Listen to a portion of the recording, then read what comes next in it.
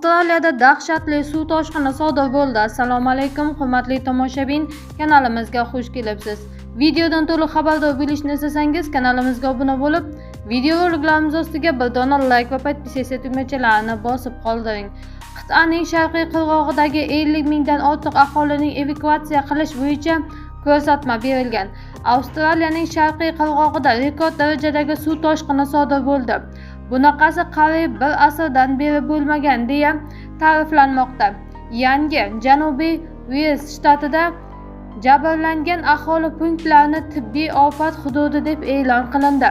5,5 mingdan ziyod xonadon elektr ta'minotidan uzilgan. Bunga jala sabab bo'lgan. Ayni paytda suv toshqini zonasida 140 dan ortiq aholi punktlari joylashgan. Aholi uylarining tark etishiga majbur bo'ldi.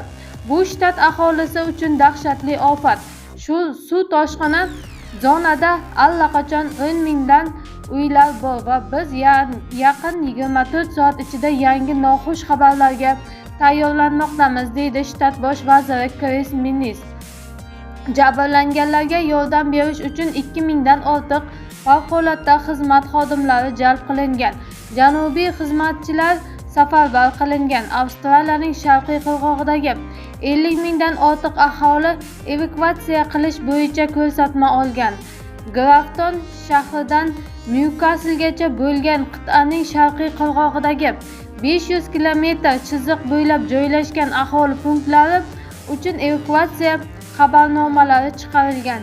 Gidrometeorologiya byuroi ma'lumotlariga ko'ra, payshanba kuni sharqiy sohilning markaziy hududlarida kuchli yomg'ir yog'ishi saqlanib turadi. Yog'ingarchilikning sutkalik me'yori kamida 300 mm ni tashkil etadi. Keyin yomg'irlar janubga qarab ketadi va jumaga kelib Sidney va uning atrofidagi shaharlarga yog'adi, deyiladi xabarda.